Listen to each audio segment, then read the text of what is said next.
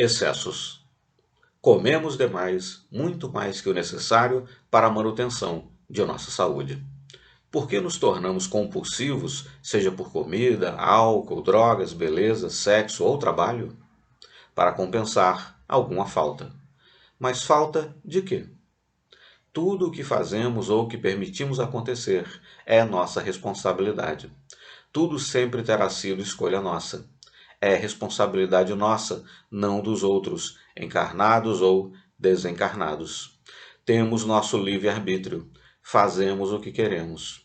Damos espaço e atenção apenas se quisermos e ao que quisermos.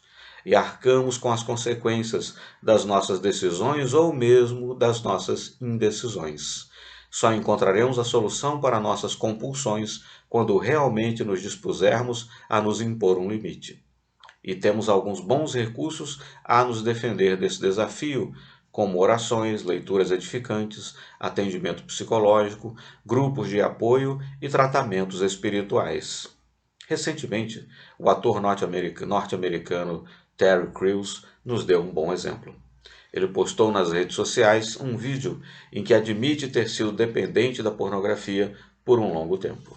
Corajoso e muito correto, Crews conta como isso atrapalhou sua carreira e como fez para livrar-se da dependência. Como é bom ter gente famosa e influente trabalhando para o bem de todos nós. Terry Crews nos mostra que, no fim, livrarmos-nos de dependências depende em grande parte de nós mesmos e que reconhecer a dependência é o primeiro, o grande e o mais corajoso passo que podemos dar. Temos o livre-arbítrio e podemos fazer o que quisermos, inclusive transformar nossos hábitos e taras. E temos também a lei de causa e efeito. Agindo para o bem receberemos. Eles precisam de boa vontade, eles persistem de boa vontade numa situação que consideram penosa e um tormento. Tal situação, a servidão, não atinge senão poucos homens. São muitos mais os que a ela se entregam. Sêneca. Arrogância. Paremos um instante para pensar na relação entre a ignorância, a insegurança e a arrogância. O arrogante é, ao contrário do que aparenta, inseguro. Quem é seguro de si está tranquilo e não precisa exibir sua suposta capacidade. Quem não está lá muito certo do que é, teme a opinião alheia. Sem a segurança da beleza de seu caráter, precisa mostrar uma plumagem exuberante para disfarçar sua feiura. E o que tem isso a ver com a ignorância? É que sábios são humildes. Só sei que nada sei. Essa frase de Sócrates, filósofo da Grécia Antiga, exprime bem a soma de sabedoria, segurança e modéstia que lhe eram características. O exato oposto da trinca ignorância, insegurança e arrogância. Sócrates tinha a tranquilidade daqueles que compreendem que mesmo toda a sabedoria de alguém ainda representa muito pouco. Só um sábio, que pode ser sábio, era modesto, que por ser sábio era modesto, para admitir que, mesmo sendo uma sumidade entre os homens, faltava-lhe quase sempre tudo a aprender. Só mesmo um sujeito seguro de si para admitir sua fraqueza com tanta tranquilidade e humildade.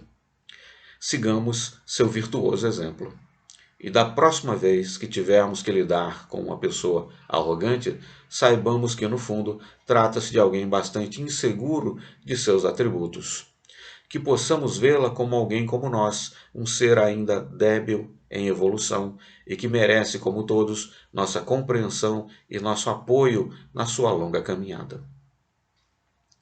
Pouco conhecimento faz com que as pessoas se sintam orgulhosas. Muito conhecimento faz com que se sintam humildes. Leonardo da Vinci. Humilhação. Na história da humanidade, a humilhação já resultou no fim antecipado de muitas vidas. Um sujeito humilhado sente-se muito mal. Por vezes se vê injustiçado, deseja vingança e mata. Outras vezes acaba na vergonha e tira a própria vida. Então, vale um pensamento sobre a humildade. O que exatamente é ser humilhado? Então, vale um pensamento sobre a humilhação. O que exatamente é ser humilhado? É ser exposto em suas deficiências? É ver exposto algum mal que se fez? É ser injustiçado e vilipendiado por algo que não se fez? É ter sua arrogância cutucada? A humilhação só acontece por conta de nosso atraso moral. Se nos ofendemos e nos sentimos humilhados, é porque ainda temos um ego bem crescidinho. Quando alguém nos agride e nossa autoestima está bem escorada pelo autoconhecimento, quando estamos seguros de nós mesmos, nada acontece. Já quando alguém nos humilha e nosso ego é do tamanho de um estádio de futebol, não há o que segure essa estrutura tão pesada e ela desaba, nos esmagando. Quem no alto se vê, de mais alto cai. Amar a si mesmo é maravilhoso e condição necessária para seguir aprendendo, evoluindo e fazendo o bem, mas esse amor não pode ultrapassar o razoável. O bom senso tem que ser maior que o ego. O amor próprio tem que ser saudável, raciocinado e cuidado para não virar ego inflado. É a diferença entre o cume e o precipício. É importante compreender também que não são os outros que nos humilham, somos nós que nos sentimos humilhados. Os outros são os outros, são donos de si. Agem como quiserem agir e nada ou quase nada podemos fazer a respeito. Porque uns se sentem extremamente humilhados numa situação e outros, na mesma situação, nada sentem. O segundo grupo já tem controle sobre seus sentimentos, domina seu ego e não fica melindrado à toa. São pessoas senhoras de si, cuidam de sua lucidez, já se conhecem e não se iludem nem com a perfeição nem com a derrocada. A opinião dos outros sobre si tem valor apenas como ferramenta útil para a melhora do caráter. Tu te indignas e te queixas. Não percebes que todo o mal provém não daquilo que a ti acontece, mas da tua indignação e das tuas queixas? Sêneca. Autoridade ou autoritarismo? Alguns chefes evitam atuar de modo educado e amistoso por medo de serem vistos como fracos. Temem perder a autoridade se não forem duros, distantes, grosseiros e implacáveis. Enganam-se. Autoridade nada tem a ver com autoritarismo, muito pelo contrário. Cada vez mais as empresas buscam líderes e não chefes. Os líderes são seguidos porque as pessoas querem segui-los, porque os admiram, porque confiam neles e não porque os temem. Líderes têm causas e são visionários. Líderes não mandam porque sabem que inspirar e conquistar apoio é mais interessante e edificante. No plano espiritual, é exatamente assim que a autoridade é reconhecida e exercida.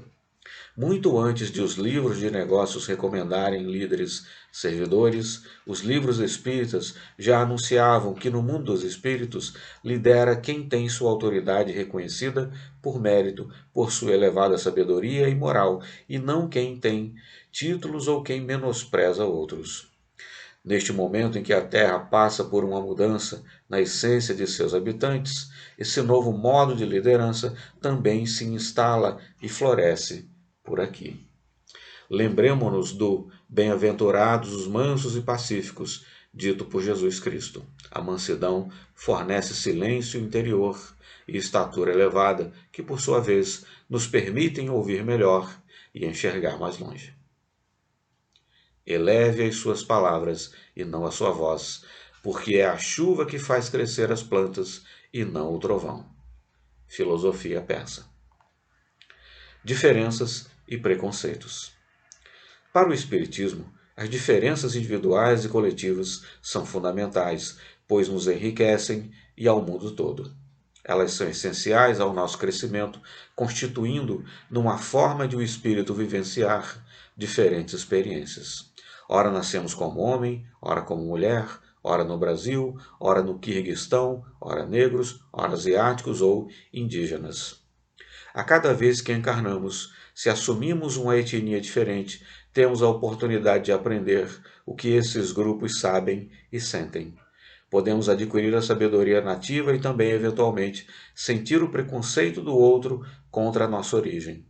O mesmo se aplica às várias nacionalidades. Que mérito há em nascer em determinado país ou em determinada etnia? Nenhum. Mas quanto crime foi e ainda hoje é cometido em guerras motivadas pela crença de que determinado país ou etnia tem mais direito que outro? Todos somos seres em evolução, cada um em seu estágio. A explicação para o repúdio às supostas diferenças é nossa ignorância, nosso enorme atraso moral. Sejamos melhores que isso, cuidemos de nós mesmos, não nos permitamos ser tão bárbaros. Não exija dos familiares, diferente de você, um comportamento igual ao seu, porquanto cada um de nós se caracteriza pelas vantagens ou prejuízos que acumulamos em nossa própria alma. Chico Xavier. Ofensa. Conhece gente que fica ofendida à toa. Essa alta suscetibilidade está apoiada em duas pernas, uma muito alta e outra muito baixa. O ego inflado e a autoestima reduzida.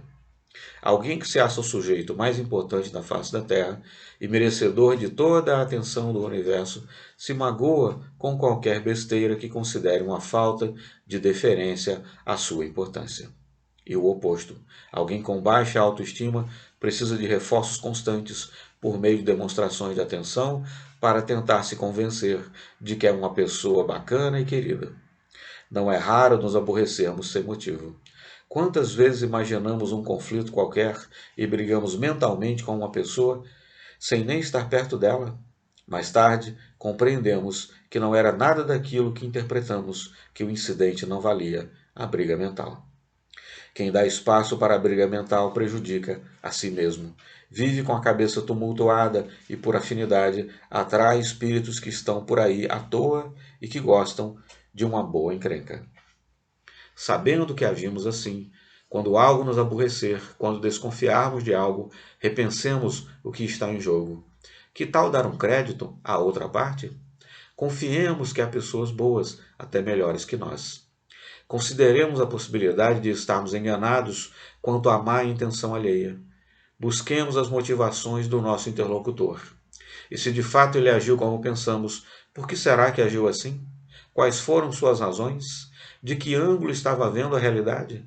Por que ele pensa diferente do que eu esperava que pensasse? Será que o erro é meu? Será que estou sendo intransigente? Mas e se de fato o outro quis nos agredir? Se estamos com a razão, não temos o direito de ficar ofendidos? Ora, um ser muito elevado não se magoa com nada, porque sabe que tudo é precário, pequeno e relativo, que tudo passa, que tudo faz parte de seu aprendizado. Sabe que os reveses pelos quais passamos são como lições de um livro escolar. Temos que passar pelas mais fáceis para ir conquistando o saber que nos permitirá passar também pelas mais difíceis. De que adianta vociferar contra o professor, a escola ou o livro escolar? Eles são apenas instrumentos a nos educar em nosso caminhar. Aqueles que nos cutucam, nos incomodam, nos desafiam e mesmo nos humilham estão, de certa forma, nos prestando um serviço. Estão nos ajudando a repensar nosso modo de ser e nossas certezas, nos tirando de nossa zona de conforto. Sem eles a nos fustigar, ficaríamos estagnados ou, no mínimo, teríamos uma jornada muito mais longa. Essas pessoas nos empurram para a frente, são nossos aliados, não nossos inimigos.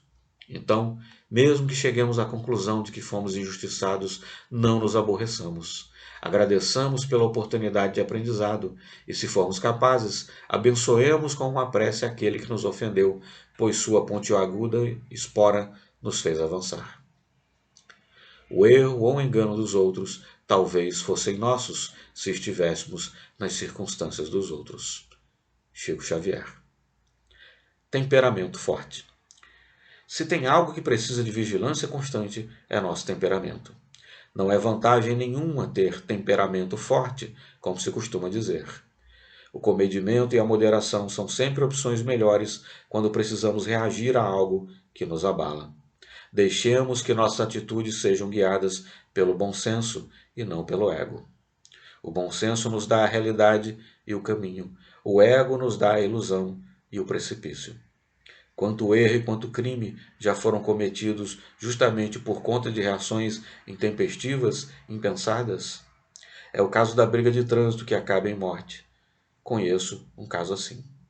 Por conta de uma simples fechada no trânsito, seguida de perseguição e discussão, o pai de um queridíssimo amigo meu teve uma parada cardíaca e morreu.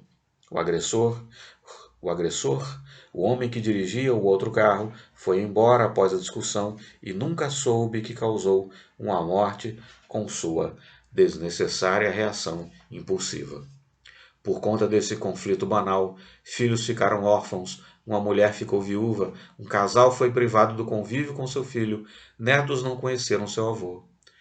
Não teria sido melhor se ambos os lados envolvidos no conflito tivessem reagido com bom senso? Reagir a algo intempestivamente nunca é bom. Não vale o risco, seja de cometer um crime, seja de magoar alguém. Agora pensemos. Quantas vezes já agimos da mesma forma que esse triste caso mostra? Quantas vezes, no trânsito, em casa, no trabalho ou no futebol, fizemos algo parecido ou pior? Então, que tal levarmos desaforo para casa? Que tal fazermos papel de bobo? Que tal termos um pouco de sangue de barata? Lembremos que a barata, reagindo com a inteligência e não com a emoção, conseguiu sobreviver milhões de anos. Já os dinossauros, enormes e fortíssimos predadores, estão extintos. Se alguém a ti dirige a palavra em tom muito alto, faz-lhe o obséquio de responder em tom mais baixo. Chico Xavier. Dor. A dor faz parte da vida. Vivemos num planeta que neste momento é de provas e expiações, onde estamos a nos provar em testes de toda sorte. Viemos para aprender, e aprendemos passando por testes complexos, situações difíceis que exigem muito de nós. Exigem que pensemos, que ponderemos, que façamos escolhas. Acertando ou errando, sempre aprendemos. E se a dor existe neste ambiente, se é parte de nossa experiência, é melhor saber conviver com ela. Já se disse que a dor é inevitável, que o sofrimento é opcional. É isso mesmo. A dor continuará a vir para nós mostrar, a dor continuará a vir, a dor continuará a vir para nos mostrar o que é bom e o que não é, mas se aprendermos a lidar com a dor, o sofrimento pode ser menor, quem sabe até inexistente. Usemos o melhor analgésico que Deus nos deu no combate à dor, nossa inteligência. Aliás, é exatamente para expandi-la que estamos aqui, encarnados, e é exercitando o raciocínio instados pelas dores que cresceremos em inteligência e moral. Há 3 métodos para ganhar sabedoria. Primeiro, por reflexão, que é o mais nobre.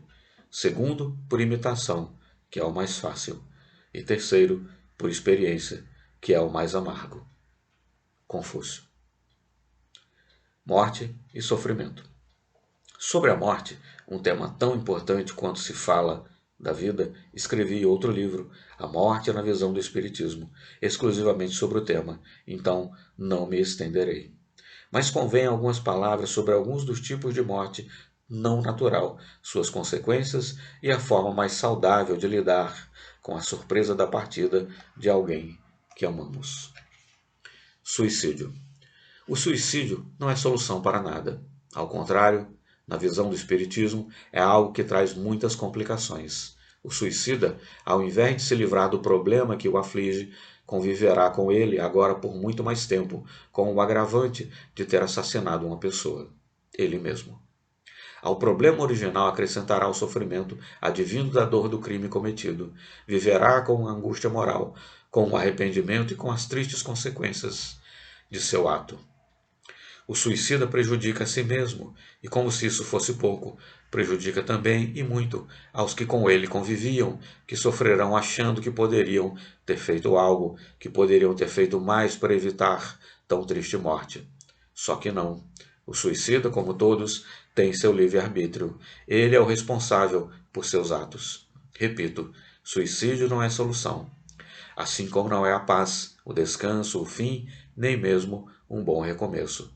É apenas o início de um período muito duro, de tormento e dor ainda muito maiores e muito mais prolongados.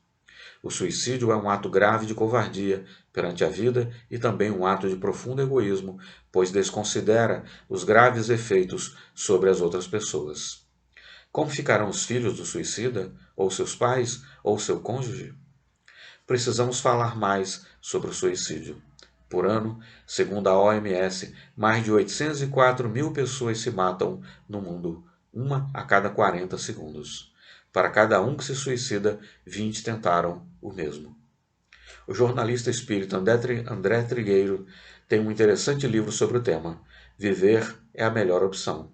Diz André que, segundo pesquisas, cerca de 90% dos casos de suicídio poderiam ser evitados, pois são resultado de desequilíbrio de algum distúrbio que poderia ser tratado. Suicidas são pessoas como eu e você, com dificuldades, insegurança, tristeza e dilemas. Mas se acreditarmos que a morte nos eximirá da responsabilidade e das dores do crescimento, estaremos redondamente enganados. Homicídio. Crime bárbaro, justificável apenas se absolutamente impossível evitá-lo, ou seja, apenas nos casos de legítima defesa. Só quem pode determinar o final da vida é Deus. Eutanásia. Matar uma pessoa, mesmo que um doente em estado vegetativo ou em sofrimento, é, segundo o Espiritismo, inaceitável. O ser precisa do tempo que tiver como encarnado para repensar suas questões. As dores da doença, da incapacitação ou da velhice também são, na visão espírita, uma experiência, dura mas passageira, a nos educar. Começa a surgir, no entanto, também no meio espírita, interessante discussão sobre a ortotanásia. Ortotanásia são cuidados paliativos que visam dar conforto ao paciente terminal para que viva de forma decente e confortável apenas enquanto durar naturalmente sua vida. É diferente de antecipar a morte, como na eutanásia. É diferente também da distanásia, que é o oposto, utilizar-se de ações intrusivas e caras para prolongar a vida de um paciente terminal, quando se sabe que, naquele caso, é impossível sua recuperação. Na distanásia, todo o tratamento apenas retardará a morte, sem que o paciente recupere a vida, um sofrimento sem razão.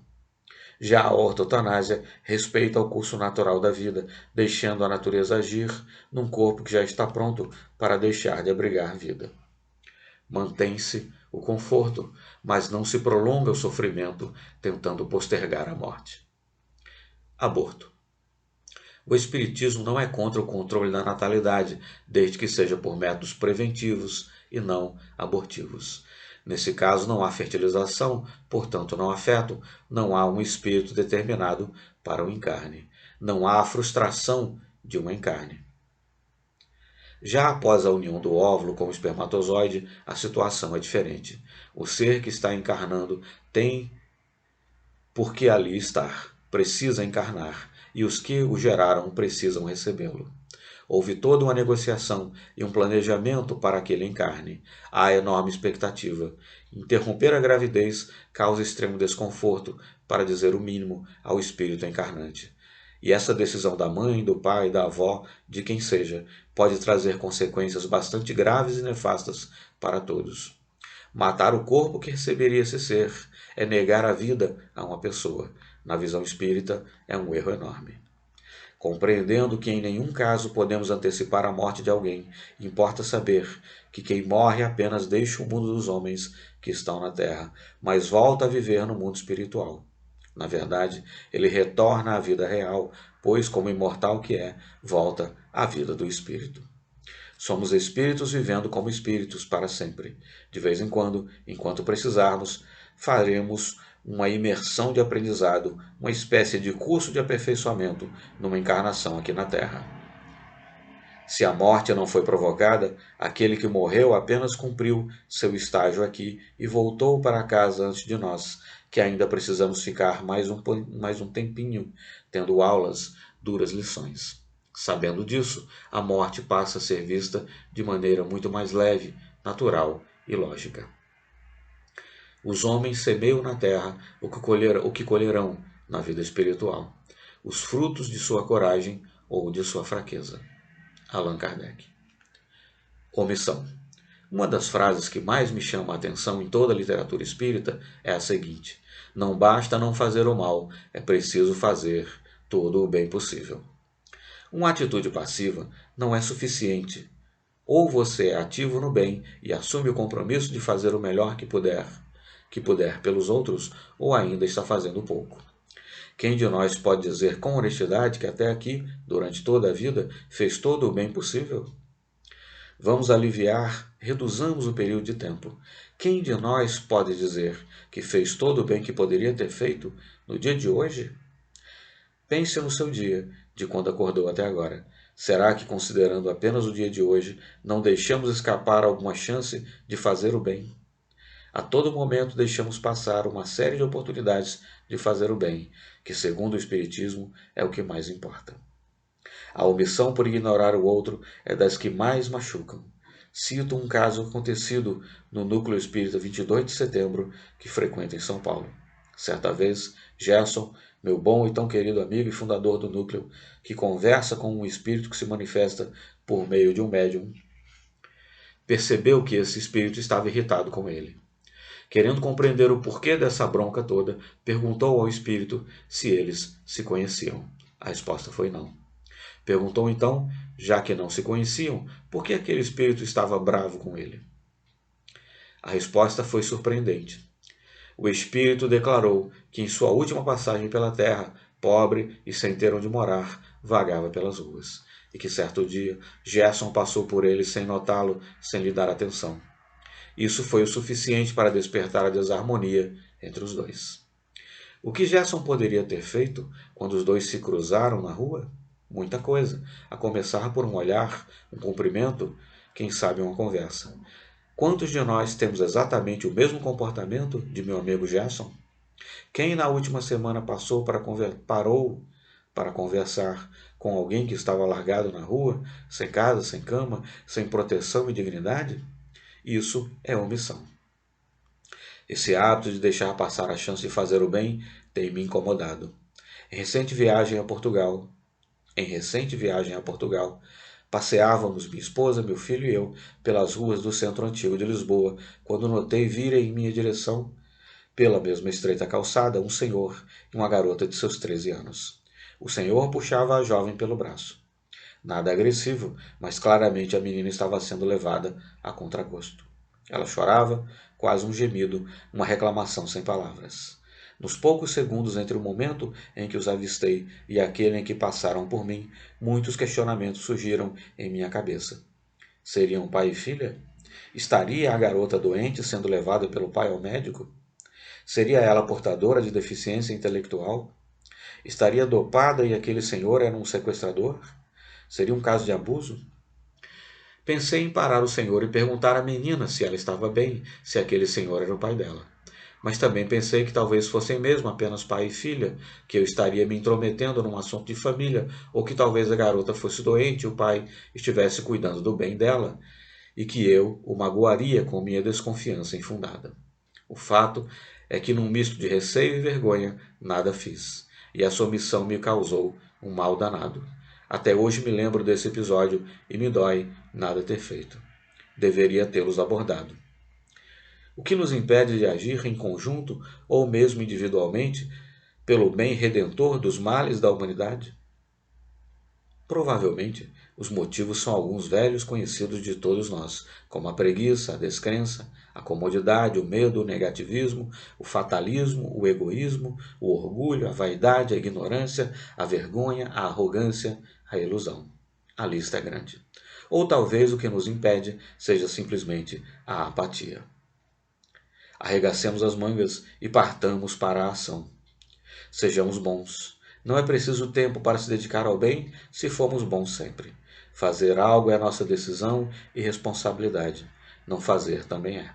Somos responsáveis pelas nossas omissões. Somos responsáveis pelo mal que causamos e também pelo mal que poderíamos ter evitado em todas as situações, a todo o tempo. O que me assusta não é a violência de poucos, mas a omissão de muitos. Martin Luther King. Inveja. Você tem inveja de alguém? Esse sentimento é construtivo ou destrutivo? Contribui para a nossa evolução intelectual, moral e espiritual? Contribui para a melhoria e a paz da humanidade? Ainda que seja comum aos homens, a inveja é nefasta, pois nos faz odiar, falar mal do outro, roubar e matar. Por vezes, leva à obsessão.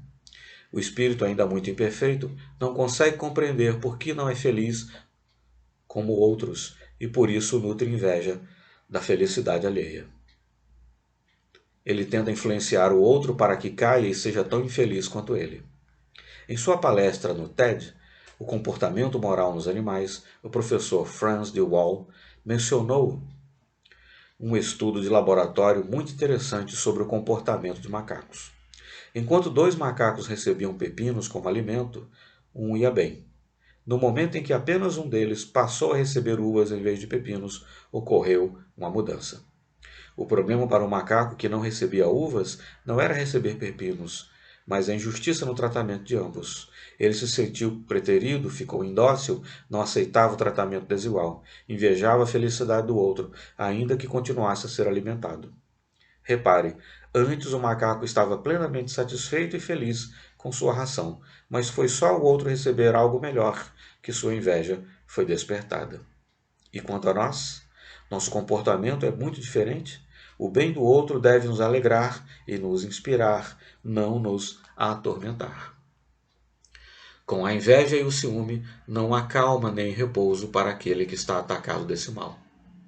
Os objetos de sua cobiça, de seu ódio, de seu despeito, se levantam diante dele como fantasmas que não lhe dão nenhuma trégua e o perseguem até no sono. Allan Kardec.